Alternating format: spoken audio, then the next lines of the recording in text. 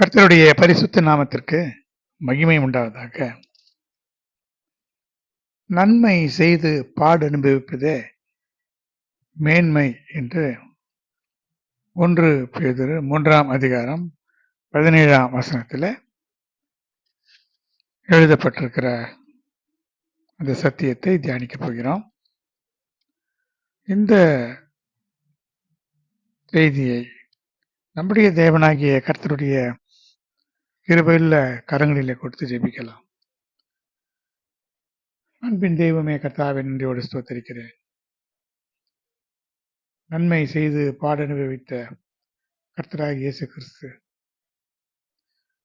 மோசே, பரிசுத்த பவுல் போன்றவர்களை பற்றி நாங்கள் அறிந்திருக்கிறோம், தியானித்திருக்கிறோம்.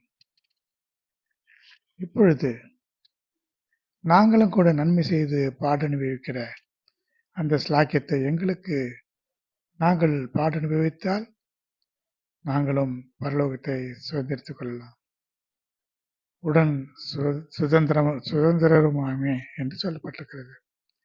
இப்படி உடன் சுதந்திரராக இருக்க கர்த்தராகிய இயேசு கிறிஸ்துவினுடைய அடிச்சுவட்டை பின்பற்றி நாங்கள் நடக்க எங்களுக்கு உதவி செய்யும். இப்பொழுது பக்தனாகிய யோபு நன்மை செய்து எப்படி பாடுபட்டான் என்பதை தியானிக்கப் போகிறோம். எங்களுக்கு உதவி செய்யும். இந்த சத்தியத்தை எங்களுக்கு வெளிப்படுத்தி தார நம்முடைய மேன்மையான நாமத்தை மகிமைப்படுத்திக் கொள்ளும். இயேசுவின் அன்பு நாமத்தை வேண்டுகிறேன், ஜீவனுள்ள நல்ல பிதாவே, ஆமென். கர்த்தருடைய பரிசுத்த நாமத்திற்கு மகிமை உண்டாவதாக. நன்மை செய்து பாடு அனுபவிப்பது என்ற இந்த செய்தியில யோபுவின் இடத்துல சில நன்மைகள் இருந்தது. அந்த நன்மையின் நிமித்தமாக, அந்த நன்மைகளுக்கு விரோதமாக பிசாசு கிரியை செய்யும்படியாக கர்த்தர் இடம் கொடுத்தார். ஏன் கர்த்தர் இடம் கொடுத்தார்? இதை யோபே சொல்லுகிறான்.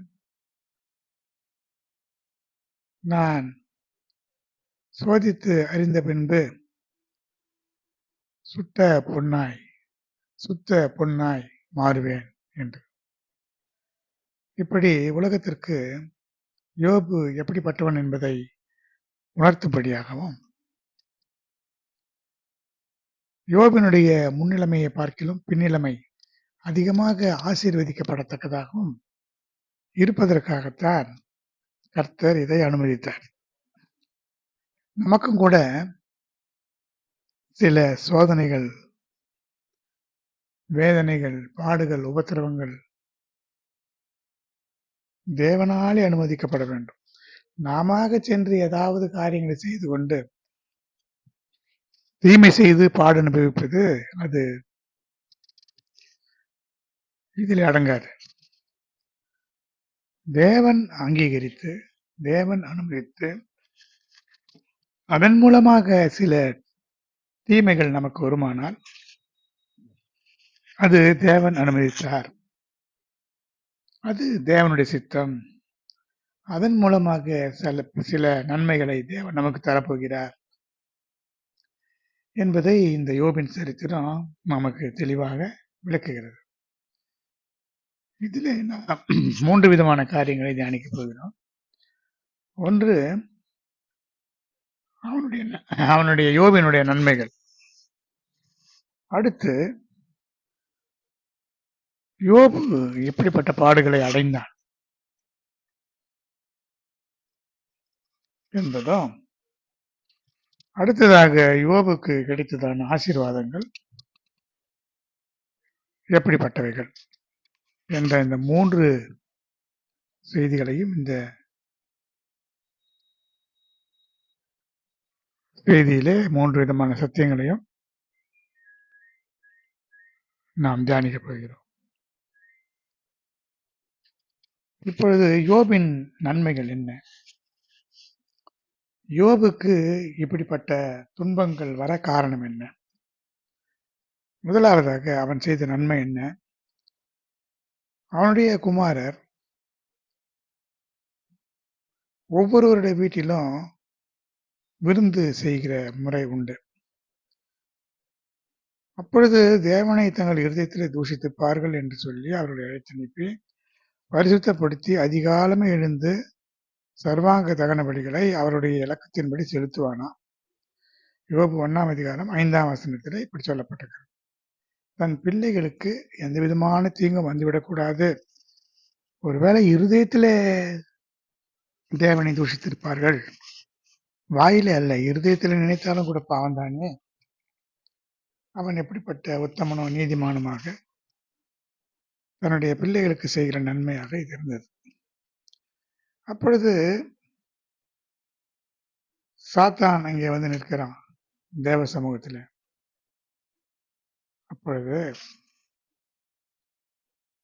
நான் பூமியெங்கும் சுற்றித் திரிந்து வருகிறேன் என்று சொல்லும் பொழுது தேவன் கேட்கிறார், என் தாசனாகிய யோபின் மேல் கவனம் வைத்தாயா? உத்தமனும் சன்மார்க்கனும் தேவனுக்கு பயந்து பொல்லாப்புக்கு விலகுகிறவனுமாகிய அவனை போல பூமியில ஒருவனும் இல்லை என்று சொல்கிறார். இது யோபினிடத்திலே காணப்பட்டதான ஒரு நன்மையாக இருக்கிறது. அப்பொழுது யோபுக்கு துன்பம் தரும்படியாக சாத்தான் மனதில் நினைத்து அந்த இடத்தை விட்டு கர்த்தருடைய சந்நிதியை விட்டு புறப்பட்டான்.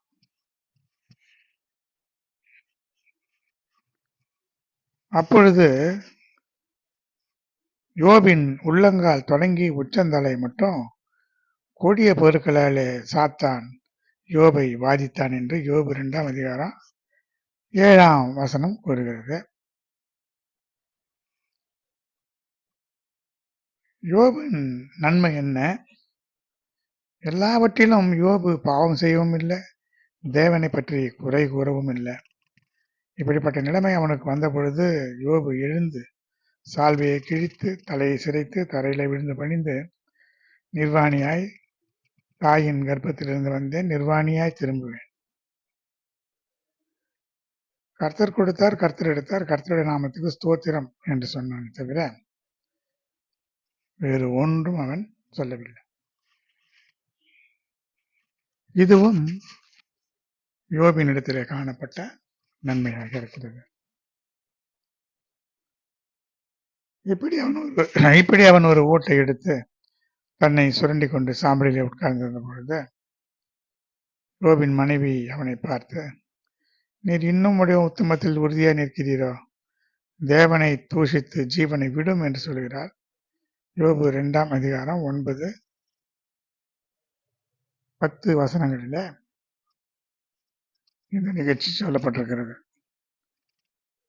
அப்பொழுது அவன், நீ பைத்தியக்காரி பேசுகிறது போல பேசுகிறாய், தேவன் கையில நன்மை பெற்று நாம் தீமையை பெற வேண்டாமோ என்று சொன்னான். தன் உதடுகளாலே அவன் பாவம் செய்யவில்லை.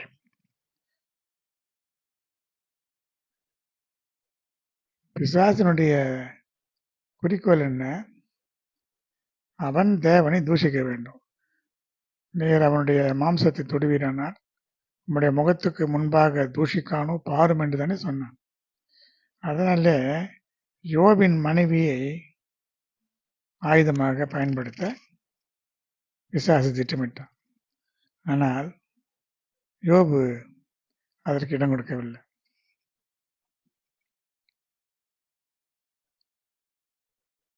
யோபு இப்படி பேசினதற்காக தன்னுடைய மனைவியை கடிந்து கொள்ளாமல் இருந்தாலும் நிச்சயமாய் அவன் இந்த பாவத்திற்காக தேவனை நோக்கி வேண்டிக் கொண்டிருப்பான். ஒரு சாட்சி உண்டு. ஒரு பரிசுத்தவான் அவர்களுக்கும் அவர்கள் குடும்பத்துக்கும் விரோதமாக அக்கிரமக்காரர்கள் பேசுகிறது, அக்கிரமக்காரர்கள் செய்கிறது, இதையெல்லாம் பற்றி அவருடைய மனைவியோடு கூட பேசிக்கொண்டிருந்த வேளையில் அவர் சொன்னார், இதெல்லாம் அக்கிரமக்காரர்கள் செய்கை, அதெல்லாம் கர்த்தர் பார்த்து கொள்வார் என்று. அந்த அக்கிரமக்காரர்களுக்கு வரக்கூடிய ஆக்கினைகள் எப்படி, கர்த்தர் எப்படியெல்லாம் நடத்துவார் என்பதையெல்லாம் சொல்லிக் கொண்டிருக்கும் பொழுது அவருடைய மனைவி சொன்னால், அவர்கள் அக்கிரமக்காரர்கள் இல்லை, நீ பேசுவதுதான் அக்கிரமம் என்று சொல்கிறார். இப்படி சொன்னதும் அந்த மனிதர் ஒன்று சொல்லவில்லை. அவர் என்ன சொன்னார்? அவர்கள் துன்மார்க்கர். துன்மார்க்கருக்கு துன்மார்க்கனை துன்மார்க்கன் என்று சொல்ல வேண்டாம், சன்மார்க்கனை சன்மார்க்கன் என்று சொல்ல வேண்டும். சன்மார்க்கனை துன்மார்க்கன் என்று சொல்லி துன்மார்க்கனை சன்மார்க்கன் என்று சொன்னால் அது நியாய தீர்ப்புக்கு உண்டாகக்கூடியது. இதையெல்லாம் அந்த சகோதரி அறியவில்லை. ஆனால் இந்த மனிதர் என்ன சொன்னார், கர்த்தாவே யோசபாத்துக்கு சொன்னது போலத்தான் அவளும் அறியாமல் சொல்லுகிறாள். ஆண்டவரே, துன்மார்க்கருக்கு துணை நின்று தேவனை பகைக்கிறவர்களை சிநேகிக்கிறார், அவர்களுக்கு ஆதரவாக பேசுகிறார். இந்த மனிதனை துன்மார்க்கன் என்று சொல்லுகிறார். அப்படி அந்த காரியத்தை நீர் மன்னித்தருளும் என்று அவர் ஜெபித்தார். அப்பொழுதுதான் யோபு கூட தன் மனைவிக்கு இப்படித்தான் ஜெபித்திருப்பார் என்று அவர் உணர்ந்தாராம். இது போல சில நேரங்களிலே நம்மிடத்துல இந்த நன்மைகள் இருக்கிறதுனால, பொறுமையாய் நாம் உபத்திரவங்களை சகிக்கிறதுனால மனைவி கூட, மற்றவர்கள், உறவினர்கள், பிள்ளைகள், சிநேகிதர் எல்லாம் நம்மை தூஷிப்பார். யோபுக்கும் அப்படித்தான் நடந்தது. இவர் ஒரே ஒரு வார்த்தை சொன்னார், ஆனால் யோபின் சிநேகிதர் இதை காட்டிலும் அதிகமாக பேசிக்கொண்டே அவனை துன்பப்படுத்திக் கொண்டே இருந்தார்கள். அடுத்து யோபிலே காணப்பட்ட நன்மைகள். யோபு சொல்லுகிறான், யோபு 27ஆம் அதிகாரம் 1 முதல் இருக்கிற வசனங்களில, என் சுவாசம் என்னிலும் தேவன் தந்த ஆவி என் நாசியில் இருக்க மட்டும் என் உதடுகள் தீமையை சொல்வதும் இல்லை, என் நாக்கு கபடம் பேசுவதும் இல்லை. என் ஆவி பிரிய மட்டும் என் உத்தமத்தை என்னை விட்டு விலக்கியேன். என் நீதியை கெட்டியாய் பிடித்திருக்கிறேன், அதை நான் விட்டுவிடேன். நான் உயிரோடு இருக்கும் அளவும் என் இருதயம் என்னை நிந்திக்காது. எவ்வளவு அருமையான வார்த்தைகள் பாருங்க. இதெல்லாம் அவனுடைய நன்மைகள். நம்முடைய இருதயமே நம்மை குற்றப்படுத்தக்கூடாது. நீ இப்படி சொன்னாயே, இப்படி செய்தாயே என்று. அப்படி யோபுக்கு ஒரு நிலைமை இருக்காது என்று யோபு சொல்லுகிறார். உயிர் பிரிகிற வரைக்கும் உத்தமமாக நான் ஜீவிப்பேன். என் நாக்கு கபடம் பேசாது, உதடுகள் தீமையை சொல்லாது. என் சுவாசம் என்னில தேவன் தந்த ஆவி என் நாசியில இருக்கிற வரைக்கும் இப்படி நான் செய்வேன் என்று சொல்கிறான். இது யோபினிடத்திலே காணப்பட்ட நன்மையாக இருக்கிறது. அடுத்து யோபுக்கு அவன் சோதிக்கப்படுவதற்கு முன்பு இருந்ததான நன்மைகள் அல்லது சீர்கள், எப்படிப்பட்ட ஒரு பெரிய நிலைமையில யோபு இருந்தான் என்று பார்க்கும் பொழுது, யோபு 29ஆம் அதிகாரம் 1 முதல் இந்த வசனங்கள் யோபினுடைய முந்தைய சீரை பற்றி சொல்லப்பட்டிருக்கிறது.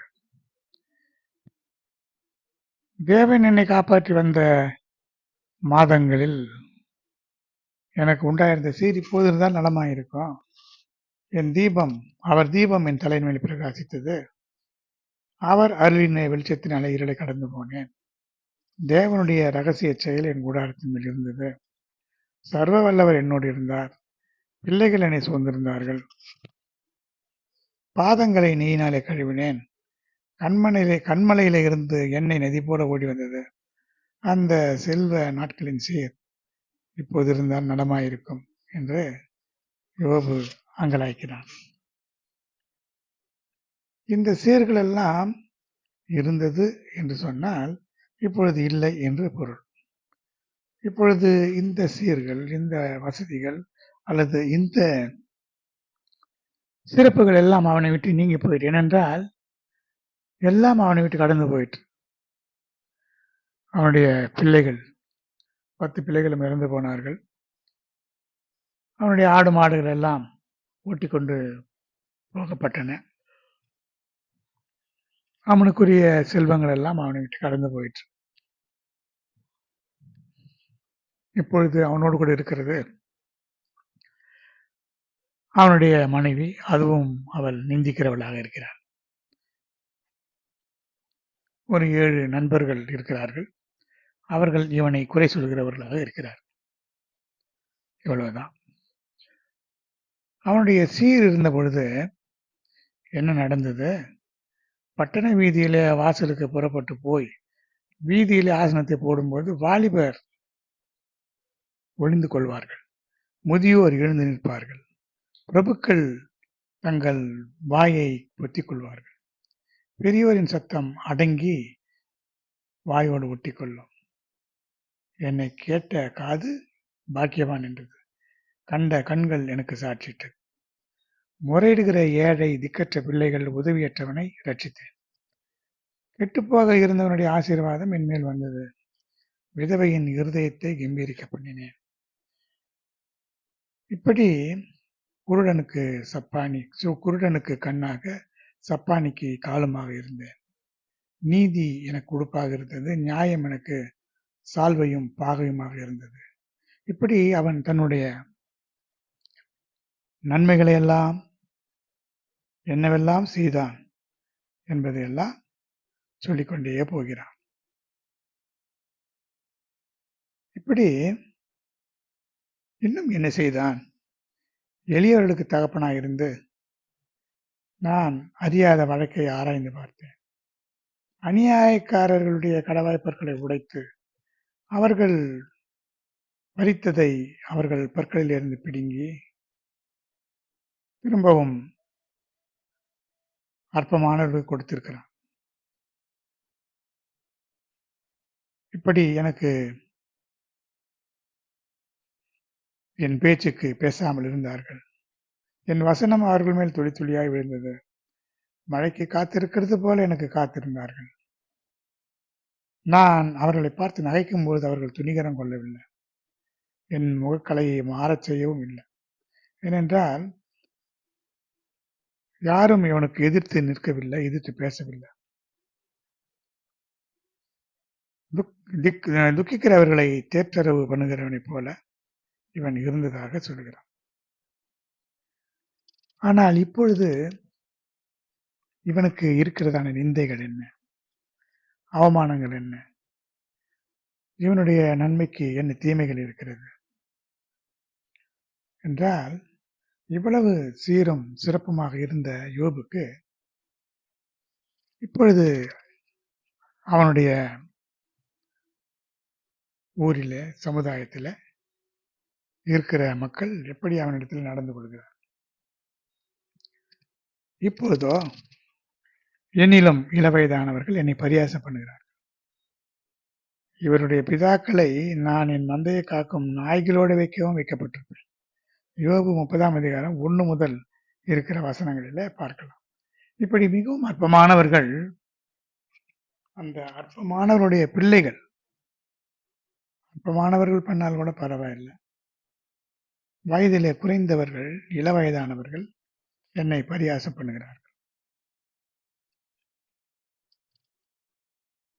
குறைச்சலினாலும் பசியினாலும் அவர்கள் வாடி வெகு நாளாய் பாழும் வெறுமையுமான அவாந்திர வெளிக்கு ஓடிப்போய் செடிகளுக்குள்ளே இருக்கிற தழைகளை பிடுங்குவார்கள்.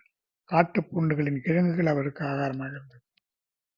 அப்படிப்பட்டவர்கள் இன்றைக்கு யோபுக்கு விரோதமாக பரியாசம் பண்ணுகிறார்கள். இந்த மனிதர்கள் மனுஷரின் நடுவிலிருந்து துரத்தப்பட்டவர்கள். கல்லனை துரத்துகிறது போல அவர்களை துரத்தி விட்டார்கள். பள்ளத்தாக்குகள் வெடிப்புகள், பள்ளத்தாக்கின் வெடிப்புகள், பூமியின் கெவிகள், கண்மலையிலே போய் அவர் குடியிருந்தார்கள். செடிகளுக்குள்ளே இருந்து கதறி காஞ்செறிகளின் கீழ் ஒதுக்கினார்கள். அவர்கள் மூடரின் மக்களும் நீசரின் பிள்ளைகளுமாக இருந்து தேசத்திலே இருந்து புறத்துண்டவர்களாக இருந்தார்கள். எவ்வளவு கீழ் நிலையில இருந்த அந்த ஜனங்கள் இப்பொழுது எப்படி செய்கிறார்கள்? ஆனாலும் இப்பொழுது நான் அவர்களுக்கு பாட்டும் பழமொழியுமானேன். என்னை அருவருத்து எனக்கு தூரமாகி என் முகத்துக்கு முன்பாக துப்ப கூசாதிருக்கிறார்கள். வலது பாரிசத்தில் வாலிபர் எழும்பி என் கால்களை தவறி விழப்பண்ணி தங்கள் கேடான வழிகளை எனக்கு நேராக ஆயத்தப்படுத்துகிறார்கள். என் பாதையை கெடுத்து என் ஆபத்தை வர்த்திக்க பண்ணுகிறார்கள். அதற்கு அவர்களுக்கு ஒத்தாசை பண்ணுகிறவர்கள் தேவையில்லை. ஏனென்றால் யோபு இப்பொழுது பலவீனப்பட்டிருக்கிறதுனால அவர்களே அதை செய்ய துணிகரம் கொண்டிருக்கிறார்கள். பெரிதான திறப்புண்டாக்கி தாங்கள் கெடுத்த வழியிலே புரண்டு வருகிறார்கள். பயங்கரங்கள் என் மேல் திரும்பி வருகிறது. அவைகள் காற்றைப் போல என் ஆத்மாவை பின்தொடர்கிறது. என் சுக வாழ்வு என் ஒரு மேகத்தைப் போல கடந்து போயிற்று என்று யோபு 30ஆம் அதிகாரம் 15ஆம் வசனத்துல இப்படி சொல்லப்பட்டிருக்கிறது. இப்படித்தான் நமக்கும் கூட நம்மை விரோதிக்கிறவர்கள், துன்பப்படுத்துகிறவர்கள் அநேகராக இருப்பார்கள். நம்மாலே உதவி பெற்றவர்கள் தான். தாவீதுடைய ஜீவியத்தில் கூட பாருங்க, அவனோடு கூட இருந்தவர்கள் அவனை துன்பப்படுத்தினார்கள், நிந்தித்தார்கள், கல்லெறிந்து அவனை கல்லெறிய பார்த்தார்கள். ஏன் அப்படி நடந்தது என்று பார்க்கும் பொழுது, தாவீதும் அவனோடு இருந்தவர்களும் சிக்லாகை விட்டு ஒரு யுத்தத்திலே அங்கே இருக்கிற ராஜாவுக்கு உதவியாக போகும்படியாக நேர்ந்தது. ஆனால் அங்கே இருந்து வேண்டாம் என்று அனுப்பப்பட்டதினாலே திரும்பி சிக்லாகுக்கு திரும்பி வருகிறார்கள். அவர்கள் வருகிறதற்கு முன்பு அமலேக்கியர் வந்து அவருடைய பிள்ளைகளையும் மனைவிமார்களையும் பொருட்களையும் கொள்ளையடித்து கொண்டு போனார்கள். தாவீதும் துன்பப்பட்டு கொண்டிருந்தான். அவனுடைய பிள்ளைகளும் அவனுடைய மனைவிகளும் கூட தான் சிறைபிடிக்கப்பட்டு போனார்கள். ஆனாலும் இந்த கூட இருந்த 400 பேர் தங்களுடைய குடும்பங்கள் காணாமல் போனதற்காக தாவீதை கல்லெறிய பார்த்தார்கள். அந்த 400 பேரையும் போஷிக்கிறது தாவீது தான். அவர்களுக்கு தேவையானது எல்லாம் செய்கிறவன் தாவீது தான். ஆனால் இப்படி இருக்கும். நமக்கும் கூட சில வேளைகளிலே அப்படி வருகிறது உண்டு. தாவீது என்ன செய்தான்? கர்த்தருக்குள்ளே தன்னை திடப்படுத்திக் கொண்டான் என்று வேதம் சொல்கிறது. நாமும் நமக்கு உபத்திரவங்கள், துன்பங்கள் வரும்பொழுது எந்த விதமான ஜனங்கள் இவர்கள், எந்த விதமான ஆவிக்கிரியை செய்கிறது என்பதை உணர்ந்து கொண்டால், நமக்கு முன்னே பாடுகளை பட்ட பரிசுத்தவான்களை, கர்த்தராகிய இயேசு கிறிஸ்துவை நோக்கி நாம் பார்க்கும் பொழுது, இந்த பாடுகள் எல்லாம் இனிவரும் மகிமைக்கு ஒப்பானவைகள் அல்ல என்பதை நாம் உணர்ந்து கொண்டால், நாம் முறுமுறுப்பில்லாமல் சந்தோஷத்தோடு சிரித்த முகத்தோடு பாடுகளை அனுபவிக்கலாம். அடுத்து யோபு எப்படி தன்னுடைய ஆத்மாவை பற்றி சொல்கிறான் என்றால், இப்பொழுது என் ஆத்மா என்னில் முறிந்து போயிற்று, உபத்திரவத்தின் நாள்கள் என்னை பிடித்துக் கொண்டது, என் எலும்புகள் ராக்காலத்திலே துடைக்கப்பட்டு என் நரம்புகளுக்கு இளைப்பாறுதல் இல்லாது இருக்கிறது, நோயின் உக்கிரத்தினாலே என் உடுப்பு வேறுபட்டு போயிற்று, சேற்றிலே தள்ளப்பட்டேன், தூளுக்கும் சாம்பலுக்கும் ஒப்பானேன் என்று சொல்லுகிறான். அதே நேரத்திலே அவனுடைய நன்மைகள், இந்த நன்மைகள் எல்லாம் என்னிடத்துல இருந்ததே, ஆனால் நன்மைக்கு பதிலாக எனக்கு தீமை வந்ததே என்று சொல்லி யோபு முறையிடுகிற காரியங்களை பார்க்கும் பொழுது, துர்நாளை கண்டவனுக்காக நான் அழாதிருந்தோம், எளியவனுக்காக என் ஆத்மா இருந்ததும் உண்டானால், அவர் என் மனுவுக்கு இடம் கொடாமல் எனக்கு விரோதமாக ஆண்டவர் தன்னுடைய கையை நீட்டுவாராக என்று யோபு 30ஆம் அதிகாரம் 25ஆம் வசனத்துல யோபு முறையிடுகிறதை பார்க்கலாம். நான் யாதொருவன் அவன் ஆபத்திலே தவிக்க பண்ணினதோ, நன்மைக்கு காத்திருந்த எனக்கு தீமை வந்தது, வெளிச்சத்தை வர பார்த்து கொண்டிருந்த எனக்கு இருள் வந்தது. யாதொருவன் அவன் ஆபத்தில் தப்பிக்க பண்ணினது அவன் இல்லை. யாரையும் ஆபத்திலே அவன் தனியாக தவிக்க பண்ணாமல் இவன் உதவி செய்திருக்கிறான். அதைத்தான் சொல்கிறான், நன்மைக்கு காத்திருந்தேன் தீமை வந்தது, வெளிச்சத்திற்கு காத்து கொண்டிருந்தேன் இருள் வந்தது, என் குடல்கள் கொதித்து அமராதிருக்கிறது, உபத்திரவ நாட்கள் என் மேல் வந்தது. நான் எழுந்திருக்கும் போது அலறுகிறேன். மலைப்பாம்புகளுக்கு சகோதரனும் கோட்டான்களுக்கு தோழனுமானேன். என் தோல் கருத்து போயிற்று. எலும்புகள் உஷ்ணத்தினாலே காய்ந்து போயிற்று. சுரமண்டலம் புலம்பலாகவும் கிண்ணறம் அழுகிறவர்களின் ஓலமாகவும் மாறின என்று யோபு 30ஆம் அதிகாரம் 31ஆம் வசனத்தில் யோபு முறையிடுகிறதை பார்க்கலாம். கர்த்தருடைய பரிசுத்த நாமத்திற்கு மகிமை உண்டாவதாக. அடுத்து யோபின் நன்மைகளை யோபே சொல்லுகிறார். என் கண்களோடு உடன்படிக்கை பண்ணின நான் ஒரு கன்னியின் மேல நினைப்பாயிருப்பது எப்படி? யோபு 31ஆம் அதிகாரம் 1ஆம் வசனம். கண்களோடு உடன்படிக்கை என்று சொன்னா, இந்த கண்கள் தேவனுக்குரியது. இந்த கண்களினாலே பாவம் செய்ய மாட்டேன் என்று சொல்லி இவனுடைய உத்தமத்தை இவன் சொல்லுகிறான். தன் மனைவியை தவிர வேறு ஒரு கன்னிகையை அவன் பார்த்ததும் இல்லை, நினைக்கவும் இல்லை. அப்படி ஒரு வேலை நினைத்திருந்தால் உன்னதத்திலே இருந்து சர்வ வல்லவர் கொடுக்கிற சுதந்திரமோ தேவன் அளிக்கும் பங்கு கிடைக்குமா? என் நடைகள் என் வழியை விட்டு விலகினதோ, என் இருதயம் என் கண்களை பின்தொடர்ந்ததோ, ஏதாகிலும் ஒரு மாசு என் கைகளிலே ஒட்டி கொண்டதும் உண்டானால், நான் விதைத்ததை வேறொருவன் புசிக்கட்டும், என் பயிர்கள் வேறற்று போகட்டும் என்று சொல்கிறான். அப்படி அவன் தன்னுடைய நடைகளை விட்டு விலகவில்லை. அவன் இருதயம் அவனுடைய கண்களை பின்தொடர்ந்ததும் இல்லை. அப்படியானால் என்ன அர்த்தம்? கண்களிலே பார்க்கிற இந்த உலகத்தின் காரியங்கள், மாயைகள், இதையெல்லாம் அவனுடைய இருதயம் பின்பற்றி போகவில்லை. கண்கள் பார்க்கிறது இல்லை. அவன் சொல்லுகிறான், கண்கள் பார்க்கிறது இல்லை. கண்களோடு உடன்படிக்கை பண்ணினவன். அவன் ஸ்திரீகளை பார்க்கவில்லை, இந்த உலகத்தின் பொருட்களை பார்க்கவில்லை. அப்படி இருந்தால் அது பாவம்.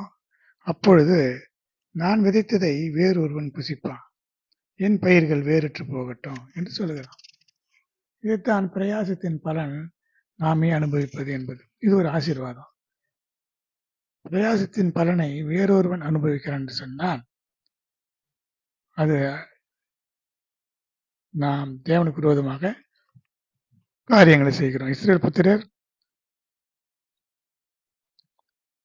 தேவனுக்கு விரோதமாக காரியங்களை செய்ததனாலே மீதியானியர் இஸ்ரவேலரின் விளைச்சலை கெடுத்தார்கள்.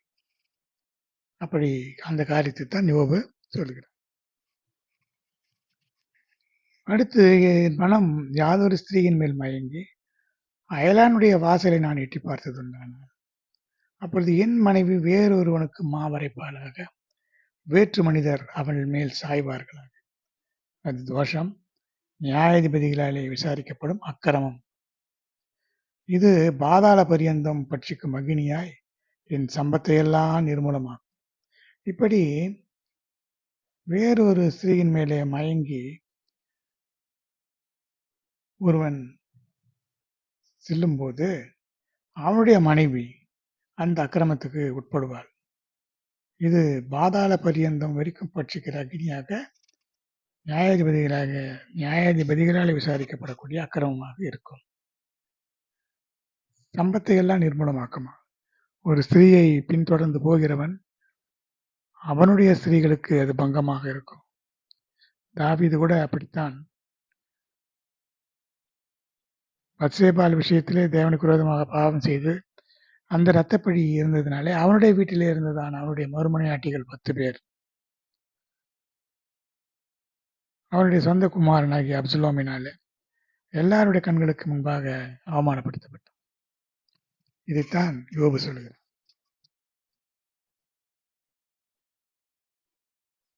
அடுத்து, எளியவர்கள் வாஞ்சித்ததை நான் கொடாமல் இருந்ததில்லை, விதவைகள் கண்களை பூத்து போக நான் பண்ணினதில்லை, தாய் தகப்பன் இல்லாத பிள்ளைகள் என் ஆகாரத்தில் சாப்பிடாமல் நான் ஒருவனாய் சாப்பிட்டதும் இல்லை. சிறு வயது முதல் அவன் தகப்பனிடத்தில் வளர்வது போல என்னோட வளர்ந்தானே. என் தாயின் கர்ப்பத்தில் பிறந்தது முதல் அப்படிப்பட்டவர்களை நான் கையிலாக கொடுத்து நடத்தினேன். உடுப்பு இல்லாதனாலே மடிந்து போகிறதையும் ஏழைக்கு மூட வஸ்திரம் இல்லாதிருக்கிறதை நான் கண்டபோது அவன் என் ஆட்டு மயிர் கம்பியினாலே அனல் கொண்டதினாலே அவன் இடை என்னை புகழ்ந்தது. ஒளிமுக வாசலில் எனக்கு செல்வாக்குண்டு என்று நான் கண்டு திக்கற்றவனுக்கு விரோதமாக என் கையை நீட்டினது இல்லை. அப்படி நீட்டியிருந்தால், அப்படி நீட்டப்பட்ட என் கைப்பட்ட தோளிலிருந்து சரிந்து என் புயத்து எலும்பு முறிந்து போகட்டும் என்று அவனுடைய நல்ல பண்புகள் எல்லாம் எப்படிப்பட்டவைகளாக இருந்தது என்று அவன் சொல்கிறான். அடுத்து யோபு 31ஆம் அதிகாரம் 24 முதல் இருக்கிற வசனங்களில இவன் தேவனையே தனக்கு துணை என்று, தேவனையே தன் நம்பிக்கை என்றும், தேவனையே தன் பலன் என்றும் நம்பிக்கை வைத்து வாழ்ந்தவன் என்பதை இந்த வசனங்கள் நமக்கு சொல்கிறது. பொன்னின் மேல் நம்பிக்கை வைத்து தங்கத்தை பார்த்து நீ என் ஆதரவு என்று சொன்னதோ, ஆசி பெரியதென்று என் கைக்கு மிகுதியும் கிடைத்தது என்று நான் மகிழ்ந்ததோ, சூரியன் பிரகாசிக்கும் போது அல்லது சந்திரன் மகிமையாய் செல்லும் போது அதை நோக்கி என் மனம் ரகசியமாய் மயக்கப்பட்டு என் வாய் என் கையை முத்தி செய்ததுண்டு. நான் இது அக்கிரமம், நியாயாதிபதிகளாலே விசாரிக்கப்படக்கூடியது. ஏனென்றால் இதனாலே உன்னதத்தில் இருக்கிற தேவனை நான் மறுதளிப்பேன். பொன்னோ வெள்ளியோ செல்வமோ சம்பத்தோ இதன் மேல் நம்பிக்கை வைக்கக்கூடாது. அது ஒரு நிமிடத்தில் போய்விடும். வெளிப்படுத்தின விசேஷத்தில் சொல்லப்பட்டிருக்கிறது, கடைசி காலங்களில பூமிக்கு தேவனிடத்துல இடமில்லாமல் போயிட்டு அது அகன்று போயிட்டு ஒரு நிமிடத்துல அப்படியே தள்ளி போடுவார். நாம் இன்று பார்க்கிற பூமி, வானம், சந்திரன், சமுத்திரம் எல்லாமே அழிந்து போகும். தேவனுடைய வார்த்தைகள் என்றென்றைக்கும் நிற்கும். தேவன் என்றைக்கும் இருக்கிறவர். அதனாலேதான் இதையெல்லாம் நம்பி வாழக்கூடாது என்று யோபு சொல்லுகிறார். அடுத்தது, என் பகைஞனுடைய ஆபத்திலே நான் மகிழ்ந்து பொல்லாப்பு செய்ய நேரிட்ட போது, அவனுக்கு ஆபத்து நேர்ந்த போது நான் கலிகூறவில்லை. அவன் ஜீவனுக்கு சாபத்தை கொடுக்க வாயிலே நான் பாவம் செய்யவும் இல்லை. அவன் இனத்தார்களிலே திருப்தியாகாதவனை காண்பிப்பவன் யார்? அதாவது பகைஞனுக்கு மாத்திரமல்ல, பகைஞனுடைய இனத்தாருக்கு கூட இவன் உதவி செய்திருக்கிறான். பரதேசி வீதியிலே ராத்தங்கினதில்லை, வழிபோக்கனுக்கு என் வாசல்களை திறந்தேன். என் அக்கிரமத்தை ஆதாமை போல மடியிலே ஒளித்து வைக்கவில்லை. கூலி கொடாமல் அதன் பலனை புசித்து பயிரிட்டவருடைய ஆத்மாவை உபத்திரப்படுத்தவில்லை என்று எல்லாவற்றையும் சொல்லுகிறார். இப்படியெல்லாம் நன்மை அவனிடத்துல இருந்தோம், அவனுக்கு பாடுகள் உண்டானது. அந்த பாடுகள் என்ன என்பதை யோபே சொல்லுகிறார். யோபின் பாடுகள் என்னவென்று சொன்னார், யோபு 16ஆம் அதிகாரம் 20ஆம் வசனத்தில், என் சிநேகிதர் என்னை பரியாசம் பண்ணுகிறார், என் கண் தேவனை நோக்கி கண்ணீர் சொல்கிறது. என் பந்து ஜனங்கள் விலகி போனார்கள், என் சிநேகிதர் என்னை மறந்து விட்டார்கள். என் வீட்டு ஜனங்களோ என் வேலைக்காரிகளோ என்னை அந்நியனாக எண்ணுகிறார்கள். அவர்கள் பார்வைக்கு நான் பரதேசியானேன். நான் என் வேலைக்காரனை கூப்பிடுகிற போது அவன் எனக்கு உத்தரவு கொடான். என் வாயினால் நான் அவனை கெஞ்ச வேண்டியதாக இருக்கிறது. யோபு 19ஆம் அதிகாரம் 15 முதல் இருக்கிற வசனங்கள் இப்படி சொல்லுகிறது. என் சுவாசம் என் மனைவிக்கு வேறுபட்டிருக்கிறது. என் கர்ப்பத்தின் பிள்ளைகளுக்காக பரிதபிக்கிறேன். பிள்ளைகள் இல்லை, பிள்ளைகள் எல்லாம் ஆண்டு போனார்கள். மனைவி மாத்திரம் இருக்கிறாள், ஆனால் அவளும் இவனுக்கு வேறுபட்டு இருக்கிறாள். சிறு பிள்ளைகளும் என்னை அசட்டை பண்ணுகிறார்கள். நான் எழுந்தால் எனக்கு விரோதமாய் பேசுகிறார். என் பிராண சிநேகிதர் எல்லாரும் என்னை வெறுக்கிறார். நான் சிநேகித்தவர்கள் எனக்கு விரோதிகளானார். என் எலும்புகள் என் தோலோடும் என் மாம்சத்தோடு ஒட்டி கொண்டிருக்கிறது. என் பற்களை மூட கொஞ்சம் தோல் மாத்திரம் தப்பின். என் சிநேகிதரே எனக்கு இறங்குங்கள், எனக்கு இறங்குங்கள், தேவனுடைய கை என்னை தொட்டது என்றெல்லாம் அவன் புலம்புகிறான். ஆனால் யோபனுடைய நம்பிக்கை ஒன்று உண்டு. இவ்வளவு கஷ்டங்களுக்கு மத்தியிலும் யோபு ஒரு காரியத்திலே உறுதியா இருக்கிறான். என் தோல் முதலானவைகள் அழுகி போன பின்பு நான் என் மாம்சத்தில் இருந்து தேவனை பார்ப்பேன். அவன் சொல்லுகிறான், தோலே அழுகி போனாலும் இந்த மாம்சம் தேவனை பார்க்கும். அவரை நானே பார்ப்பேன், அந்நிய கண்கள் அல்ல, என் கண்களே அவரை காணும். இந்த வாஞ்சையால் என் உள்ளிந்திரியங்கள் எனக்குள்ளே சோர்ந்து போகிறது. யோபு 19ஆம் அதிகாரம் 27ஆம் வசனம். இது எவ்வளவு பெரிய சத்தியம்! பழைய ஏற்பாட்டு பரிசுத்தவானாகிய யோபுக்கு வெளிப்படுத்தின விசேஷத்தில் யோவானுக்கு வெளிப்படுத்தினதான ஒரு சத்தியத்தை யோபு அறிந்திருக்கிறார். வெளிப்படுத்தின விசேஷம் 1ஆம் அதிகாரம் 7ஆம் வசனத்துல கண்கள் யாவும் அவரை காணும், அவரை குத்தினவர்களும் அவரை காண்பார்கள் என்று அந்த வசனம் கூறுகிறது. பூமியின் கோத்திரத்தாரெல்லாம் அவரை கண்டு புலம்புவார்கள், அப்படியே ஆகும், ஆமேன் என்று சொல்லப்பட்டது. இதை யோபு சொல்லிவிட்டார். இதுதான் அவனுடைய வாஞ்சை. அந்நிய கண்கள் அல்ல, என் கண்களே பார்க்கும் என்று சொல்லுகிறார். இது பழைய ஏற்பாட்டு பரிசுத்தவானாகிய யோபுக்கே இந்த வாஞ்சை, இந்த நம்பிக்கை இருக்குமானால் நமக்கு இன்னும் எவ்வளவு அதிகமாக இருக்க வேண்டும். அடுத்து யோபு சொல்லுகிறான், என் சகோதரரை என்னை விட்டு தூரப்படுத்தினார், எனக்கு அறிமுகமானவர்கள் எனக்கு அந்நியரானார்கள். இதோ கொடுமை என்று கூப்பிடுகிறேன், கேட்பார் ஒருவரும் இல்லை. கூக்குரல் இடுகிறேன், நியாய விசாரணை இல்லை. நீங்கள் எந்த மட்டும் என் ஆத்மாவை வருத்தப்படுத்தி வார்த்தைகளினாலே என்னை நொறுக்குவீர்கள் என்று யோபு தன் சிநேகிதரை பார்த்து சொல்கிறார். சிநேகிதர்கள் வந்தார்கள், வந்து அவனுக்கு ஆறுதலாக சொல்லாமல் அவனையே குற்றப்படுத்துகிறார்கள். அவன் ஏற்கனவே நொந்து போயிருக்கிறான். நொந்து போனவனுக்கு ஆறுதலான வார்த்தைகளை சொல்லாம அவனை இன்னும் மேலும் மேலும் அவனையே குற்றப்படுத்தி அவனுக்கு விரோதமாகவே பேசிக் கொண்டிருந்தான். அதுதான் அவனுக்கு மிகுந்த வேதனையாக இருந்தது. நமக்கும் கூட நாம் கஷ்டப்பட்டிருக்கிற வேலையில, துன்பப்பட்டு கொண்டிருக்கிற வேலையில நமக்கு விரோதமாக பேசுவார்கள். நான் அப்போதே சொன்னேன், நீ கேட்கவில்லை, உனக்கு இது வேண்டியதுதான், நீ இப்படி செய்தாய், நீ அப்படி செய்தாய் என்று சொல்லுகிறவர்கள் உண்டு. இது நாம் அடைந்திருக்கிற துன்பத்தை காட்டிலும் துன்பமாக இருக்கும். இதைத்தான் யோபு சொன்னார். பிறகு கர்த்தர் யோபுக்கு தரிசனமாக்கி, இது ஒரு பெரிய ஆசீர்வாதம். இவ்வளவு துன்பங்களை பட்ட யோபுக்கு கிடைத்த ஆசீர்வாதங்களிலே மிக முக்கியமானது என்னவென்றால்,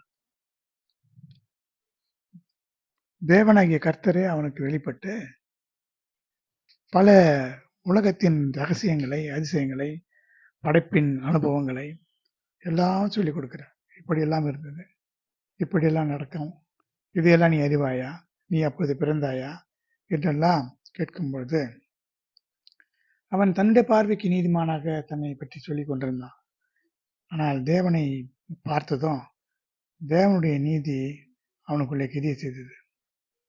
அதனாலே அவன் தன்னை தாழ்த்தி இப்பொழுது தேவனுக்கு அறிக்கை சொல்கிறான். யோபு 42ஆம் அதிகாரம் 1 முதல் இருக்கிற வசனங்களில யோபு கர்த்தருக்கு பிரதியுத்தரமாக, தேவரீர் சகலத்தையும் செய்ய வல்லவர், நீர் செய்ய நினைத்தது தடைபடாது என்பதை அறிந்திருக்கிறேன். அறிவில்லாமல் ஆலோசனையை மறைக்கிற இவன் யார்? ஆகையால் நான் எனக்கு தெரியாததையும் என் புத்தி கெட்டாததையும் நான் அறியாததையும் அலப்பினேன். நீர் எனக்கு செவி கொடும், நான் பேசுவேன், நான் உம்மை கேள்வி கேட்பேன், நீர் எனக்கு உத்தரவு சொல்லும். என் காதினாலே உம்மை குறித்து கேள்விப்பட்டேன், இப்பொழுதோ என் கண்கள் உம்மை காண்கிறது. தேவனுடைய சாயலை அவன் காண்கிறான். இதுவரைக்கும் காதினாலே அவன் தேவனை பற்றி அறிந்தவன், இப்பொழுதோ என் கண் உம்மை காண்கிறது.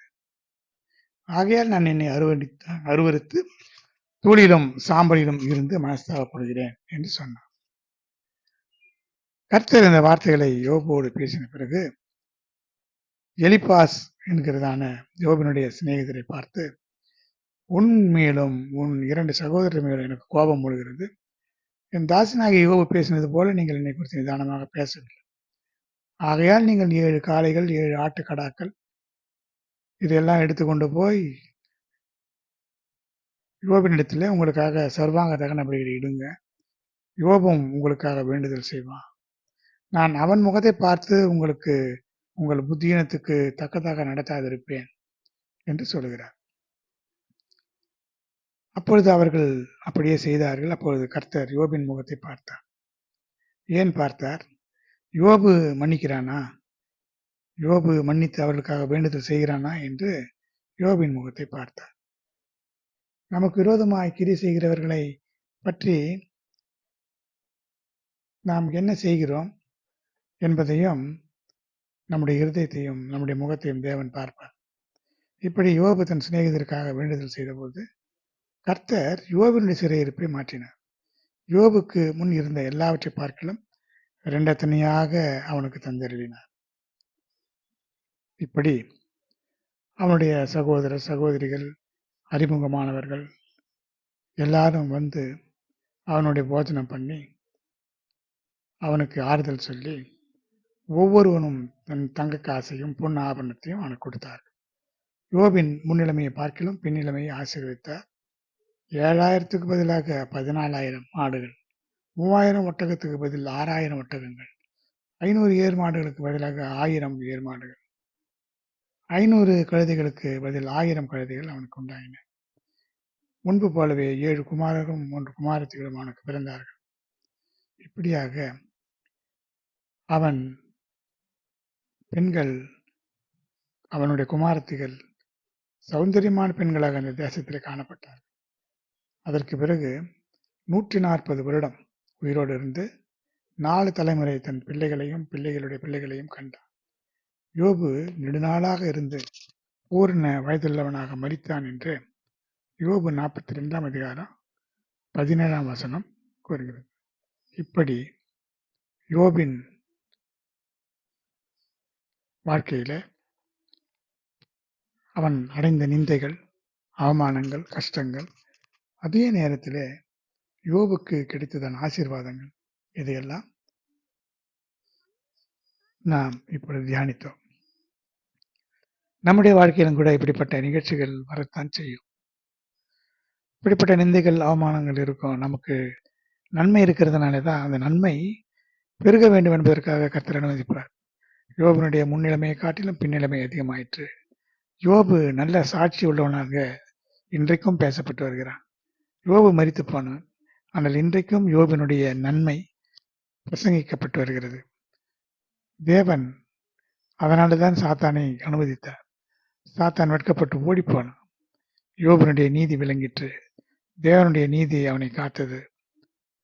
தேவனையே நம்பி வாழ்ந்திருக்கக்கூடிய அவனுடைய உள்ளம் வெளிப்பட்டது. இப்படி நமக்கும் கர்த்தர் செய்யும்படியாக நாம் ஜெபிக்கலாம். அன்பின் தெய்வமே கர்த்தாவின் நன்றியோடு ஸ்தோத்திரிக்கிறேன். எத்தனையோ பரிசுத்தவான்களை பற்றி நாங்கள் வேதத்தில் வாசிக்கிறோம். அந்த வகையில் யோபினுடைய நன்மையும் அவன் செய்த காரியங்கள் எல்லாம் எப்படி தேவனுக்கு முன்பாக உண்மையாக இருந்தது என்பதை நாங்கள் அறிந்து கொண்டோம். நாங்களும் யோபை போல நன்மை செய்கிறவர்களாக இருந்து தீமையை சமாதானத்தோடு சந்தோஷத்தோடு அனுபவித்து ஒரு நற்சாட்சி பெறும்படியாக எங்களுடைய முன்னிலைமையை காட்டிலும் பின்னிலைமையை நீர் ஆசீர்வதிக்கும்படியாக, எங்கள் சத்துருக்களுக்கு முன்பாக எங்களை நீ உயர்த்தும்படியாக, இந்த செய்தி கேட்கிற ஒவ்வொருவரையும் கூட ஆசீர்வதிக்கும்படியாக வேண்டும். எங்களுக்கு தேவை உடைய கிருபை. கிருபையை எங்களுக்கு பெருகச் செய்யும். உபத்திரவங்களை நாங்கள் தாங்கிக் கொள்ள எங்களுக்கு சக்தி தாரும். உடைய மேன்மையான நாமத்தை மையப்படுத்தும். உடைய வருகையில் காணப்பட உதவி செய்யும். இயேசுவின் இன்ப நாமத்தில் வேண்டுகிறேன், ஜீவனுள்ள நல்ல பிதாவே, ஆமென். என் ஆத்மாவே கர்த்தரை ஸ்தோத்திரி, முழுவதுமே பரிசுத்த நாமத்தை ஸ்தோத்திரி. என் ஆத்மாவே கர்த்தரை ஸ்தோத்திரி, கர்த்தர் செய்த சகல உபகாரங்களை மறவாதே. ஆமென். ஸ்தோத்திரம், ஸ்தோத்திரம், ஸ்தோத்திரம், ஸ்தோத்திரம், ஸ்தோத்திரம்.